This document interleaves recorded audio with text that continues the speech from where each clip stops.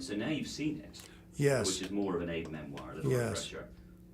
What makes you think, yes, I'm glad I did the job? Well, now, yeah, I'm very glad I did the job. I was glad I did the job all the way through. I really enjoyed the writer, Richard Nelson. He's an American playwright. I enjoyed the director, Roger Michel. He's an English director. I loved, it was the most civilized work I've ever had. I mean, you came to work at a normal hour at like 5:30 in the afternoon. It was like, okay, we're done. And then when you drive home and you watch the sunset every day, I couldn't believe it. You don't work like that in America. You work these insane hours where you go to work in the dark and you come home in the dark. You never see the light. That's just that nice Kevin Loder. We don't normally work like that. Kevin Loder, just the most wonderful producer, just a wonderful, wonderful person to work with. Good. That'll be worth 20. We all knew about FDR, we knew about, you know, the day that will live in infamy, we knew about the wheelchair. What we didn't know was this sort of special weekend that you were focusing on in the movie. Yes, this isn't a big deal in the United States, this particular story, and focusing on it is great because it really is it's a synthesis of what that moment in history was for, you know, Western civilization. I mean, the World War II could have ended a completely different way. They always, you know, make the joke over here, we could be speaking German, you know. But, and it was a finesse on Roosevelt's part to figure out how to do that. At that point in the 30s, late 30s, our largest single population was German. So the idea that you could somehow convince the country that we were going to go to war against Germany seemed like such an amazing long shot. At the same time, it was clear that Hitler was, you know, mad and wasn't going to stop. Nothing was going to stop him, and he was just coming everywhere. And that England was really the last hope on the west coast of Europe, and that, you know, if they got lucky, and they were already lucky, you know, they'd already been lucky. If they could stay lucky, you know, that maybe, you know, we could keep them alive. Otherwise, we'd be fighting this war in America. And although this is a little-known incident in his life, of course, he's one of the best-known figures in American public history. Was that daunting, intimidating? Yes, you know, I've never been asked to play an American president except in like a comedy sketch, you know, so, and those are usually kind of modern ones you can make fun of fairly easily. Roosevelt's on the dime, you know, he's a famous man. He's iconic. He's only president elected 4 times. He's a towering figure.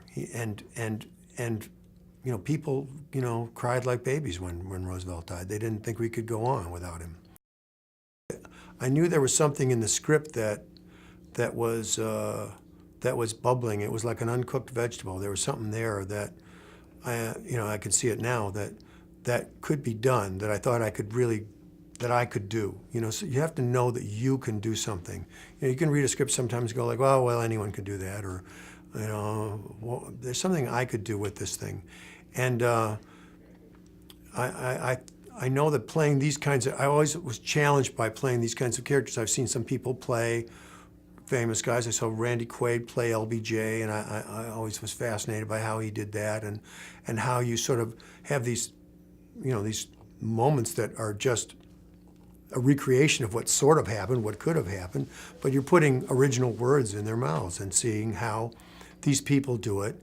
And you see that they can't speak like they're making a speech. They're talking frank, and they're talking in the back room. And so that was interesting to me, to have that kind of performance that would have that kind of, you know, kind of deft kind of control of it, where you'd have to keep this power within you, but sort of it would have an exterior of naturalism and softness as that a person would have in his own home. You know, Laura was great to work with. The 2 Olivias, Olivia Williams and Olivia Colman, I've worked with Olivia Williams in Rushmore, and so we have a history of working together, and so we're relaxed together. The King and Queen were really great, you know, and their scenes together are some of the most wonderful scenes in the film, I think. I just love watching their scenes. It's an amazing piece of writing. I love the way that I love their story. I mean, when their scenes are on the screen, my jaw almost drops. It's really wonderful to watch. They've really it's a beautiful wedding, you know. Like, well, I didn't really know who those people were when I was a kid, you know, and the more I hear about them, but the more fascinated I am by these people that stayed in Buckingham Palace and were bombed 9 times, and they never moved out of town and just stayed there. And I always wondered, who's this Queen Mum? Why is everybody so crazy about this Queen Mum? Well, now I know why they're so crazy about her. And Olivia's performance as the Queen Mum and his as the King are really just like my latest kind of delights about these two people. The scene with Sam is really my favorite scene in the movie. I was sitting, I saw the finished film the other night, and I was sitting next to the playwright and the screenwriter, and there were like 5 times in the movie where I just wanted to pound him on the leg and go, boy, that's good. And I did, I think, only once or twice. But when that scene with Sam in the library at Hyde Park is just an amazing, amazing scene. It's one of the most, I could cry thinking about it. It's one of the most beautifully written scenes I've ever been fortunate enough to play. And I remember when we did it that day, you know, Sam's is harder to play because he's got to play this stuttering man. And so you want to get it just perfectly. And so we did his side first, and I got to play the scene just many, many times because it was not, he was doing great performances, but you want that stutter to be absolutely hard on, you know, and you want it to just pop. So we got to do a lot of takes, and I could have done it all night. I could have done it all night. And at a certain point I said, we could do this all night. And he was like, yes, we could. It was really fun to do.